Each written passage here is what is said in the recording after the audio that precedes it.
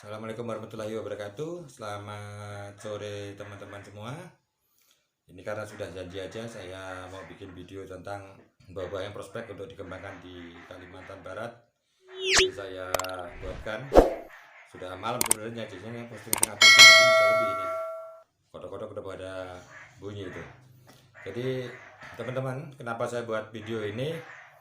Ini artinya bentuk keprihatinan saya kemarin karena saya jalan-jalan ke daerah Sanggau, Sekadau, bahkan ke daerah sampai ke Sambas dari Singkawang.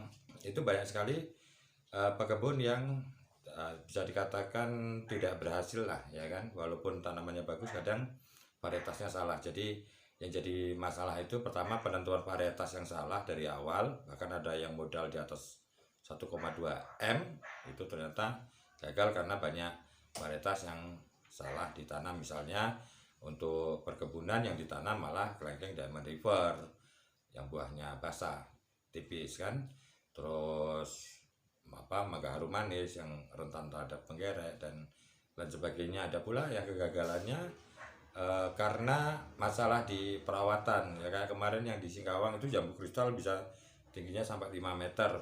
Nah itulah pentingnya kita untuk selalu keliling, untuk selalu menemui teman-teman petani ya. Oke, jadi mulai kita bahas ini, mungkin akan kita bikin 2 sesi ya, karena akan terlalu panjang videonya nanti. Jadi yang pertama adalah kita bahas tentang apa dulu, kelengkeng.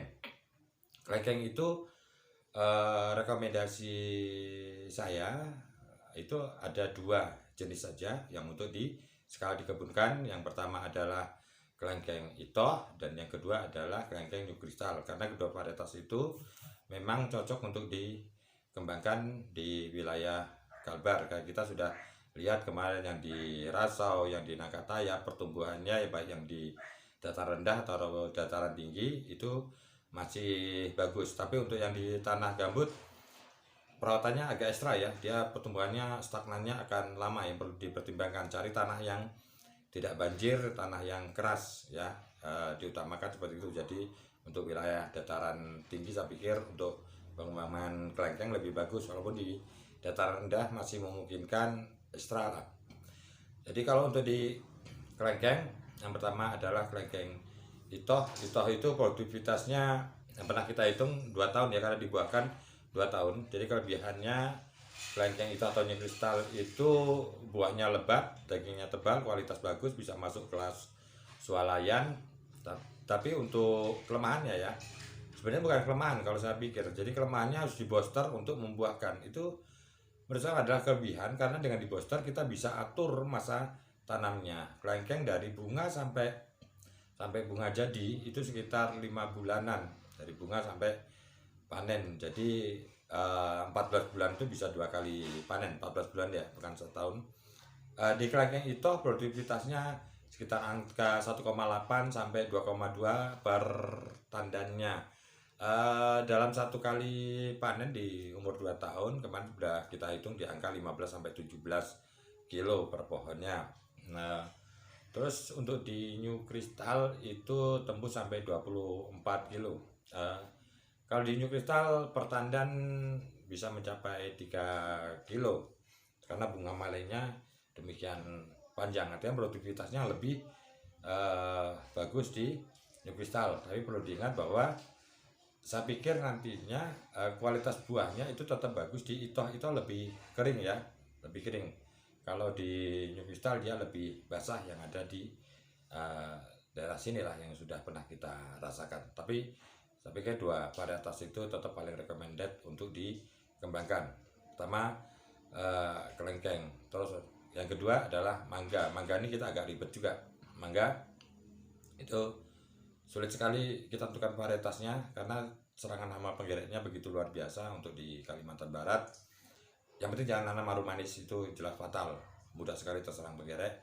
Yang saya amati masih beberapa varietas itu antara lain Kyojai, terus di mangga madu, karena 2 varietas itu pernah saya jumpai dalam besar dan itu jauh dari jangkauan rumah. Jadi kalau kita bilang tanam di depan halaman atau di pinggir jalan, tempat saya bagus karena sudah terserang, tapi rupanya tempatnya di pinggir jalan, sama juga bohong. Begitu kena asap lewat kendaraan, kabur itunya. Jadi nggak bisa kita jadikan acuan.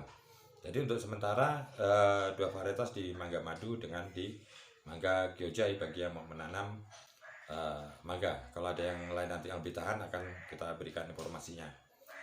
Di mangga, terus di durian itu kita dilema ya sebenarnya. Kita akan mengembangkan durian untuk pengembangan plasma tumpah durian lokal unggul, atau kita akan main durian introduksi. Makanya saya agak berat, terpaksa saya ngomong kalau untuk petani kita untuk menghasilkan, ini kita bicara tentang kemakmuran masyarakat ya, bukan egoisme kita tentang nasionalis dan sebagainya, tapi ini tentang kesejahteraan masyarakat. Kalau kita bicara tentang durian, yang paling cocok sekarang itu cuma 2 acuan kita, atau 3 lah, oke lah.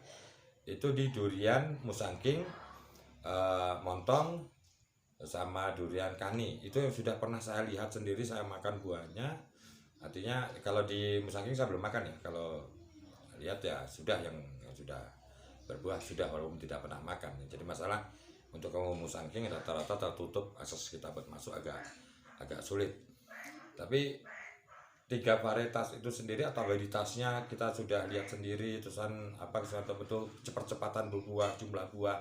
Jadi untuk musangking itu sendiri buahnya kemarin umur 4 tahun sekitar ada 12 sampai 17 buah per pohon di awal panen. Sedangkan kalau kani sedikit sekali ya, entah kenapa itu masih sekitar 4 atau 5 butir.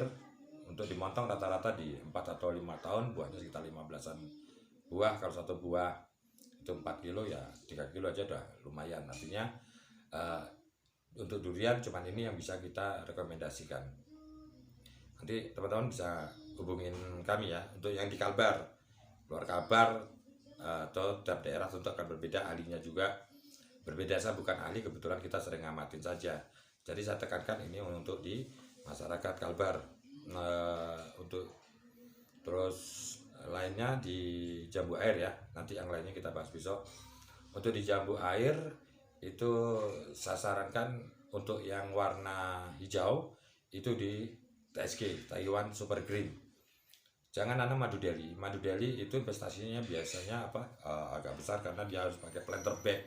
Tidak bisa kita tanam di tanah. Kalau kita tanam di tanah rata-rata warnanya pink. Tapi ada juga yang di tanah hasilnya bagus, ada.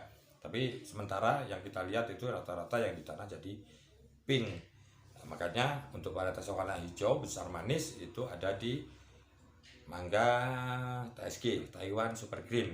Nah, untuk yang merahnya teman-teman bisa nanam jambu dalhari atau citra. Jadi dalhari itu kelebihannya buahnya besar, tingkat kerontokannya juga lebih sedikit daripada citra. Daya tahannya oke, tampilannya bagus, merah, marun itu. Tapi punya kelemahan di rasanya biasanya kurang manis dibandingkan untuk citra, bila dia kekurangan unsur kalium. Jadi teman-teman yang nanam dalhari harus rajin-rajin diberi KCL atau secara berkala, minimal 3 bulan sekali, atau kita beri garam lah begitu 2 minggu mendekati akan panen. Terus untuk di citra, citra itu rasanya dia lebih stabil, mau di tanah apapun rasanya dia tetap manis untuk stabilitas rasa ya. Saat pasarannya juga di Kalimantan Barat cukup tinggi. Artinya semua varietas yang kita bilangkan itu tentunya untuk pasar di Kalimantan Barat juga, dan adaptabilitasnya sudah terbukti di Kalimantan Barat. Terutama untuk beberapa kabupaten permintaan tinggi untuk jambu air. Semua yang saya bilangkan itu artinya kita untuk pasarnya kita jamin bisa bantu pemasarannya. Jadi kalau untuk di citra dia lebih mudah rontok, tapi untuk kualitasnya stabil, tinggal teman-teman sama saja sih. Jadi untuk rasa manis, untuk supaya tidak rontok kita diberi kalium, bisa teman-teman secara berkala diberi pupuk KCL. Jadi kalau kita tidak rawat secara maksimal, tentunya hasilnya juga tidak maksimal. Besok kita akan bahas tentang varietas lainnya. Hari ini itu aja yang bisa saya sampaikan kepada teman-teman untuk berapa tadi 4 varietas yang di mana kelengkeng, mangga, jambu air, durian. Itu yang kita rekomendasikan. Yang lainnya kita teruskan besok ya. Terima kasih teman-teman semua sudah subscribe. Ya kalau nggak berguna ya nggak usah subscribe lah. Bila ada, wassalamualaikum warahmatullahi wabarakatuh.